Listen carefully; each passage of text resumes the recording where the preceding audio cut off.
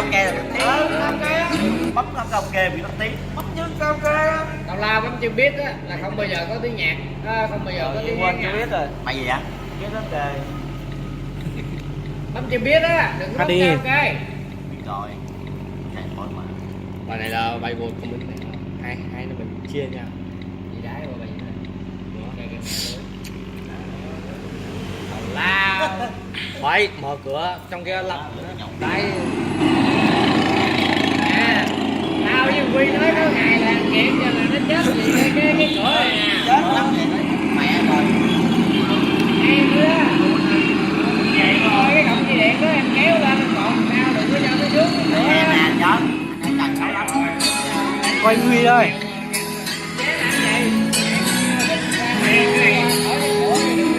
Tại để lên bỏ xuống là đẹp. Được. Ngay. Không. Gì không đi không bằng. Nghe thôi. Quay nằm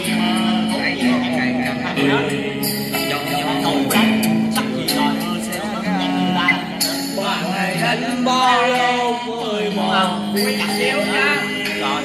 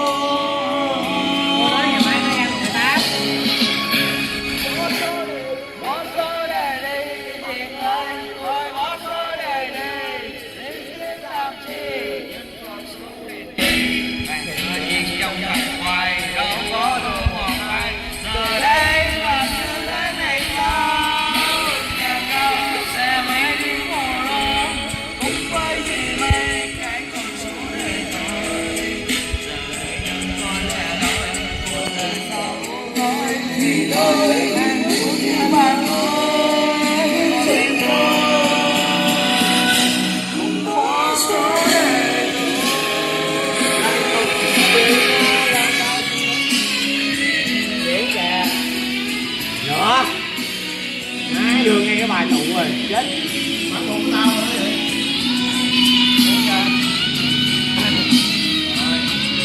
Em không à.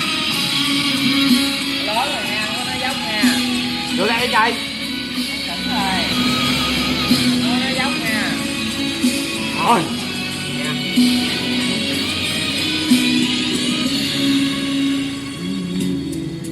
Nó chứ anh. Một cây đó. Đây. Đây. Hút một hồi như đây mà hút không nổi luôn á. Giờ gọi cháu. Mày nhậu này cho vậy. Nó đang quay video clip đăng qua bên mấy phụ cho coi. Em quay 500 anh em. Rồi nào. quay một bài thôi. Làm sao? Biết tính sao? Hoài thôi. Làm cái này ngon quá. Nào. Nó ra mới ngon. Nó ra nữa rồi. Nó ra đi ba, nó ra tổng rồi.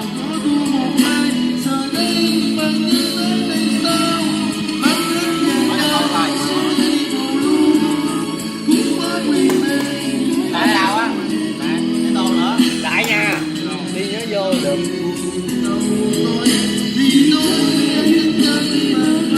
Tại gì mày? Ở ngoài cái mình điện phụ có cái này không? Có như vậy không? Không. Làm sao mà có được? Làm sao mà có được? Đúng rồi. Không có kiểu kéo. Kéo kéo thì đây cũng có vậy. Để cái gì? Vài bữa mình mua một thùng chơi game. Mua sườn một thùng. Tao mà hát điên cái đầu luôn. Tôi.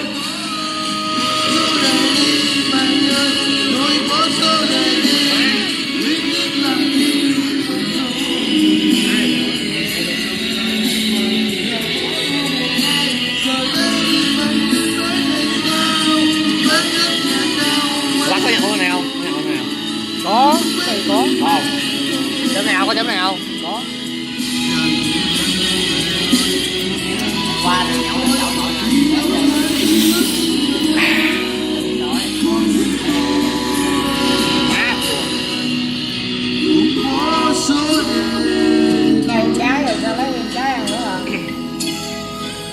thôi ông nội ơi. Cam lắm. Chưa hết mà. Thôi, mày dắt vòng, tay dắt vòng cho mày được chứ. Chưa hết, nó còn câu về nhà làm lại từ đâu. Rồi, Và làm đâu à? Rồi. Cuộc sống tao vẫn còn dài lâu. Kinh. Quên đi, giấc mộng phù xuống. Gì? Thằng bè nó gì? Anh chụp tiếp.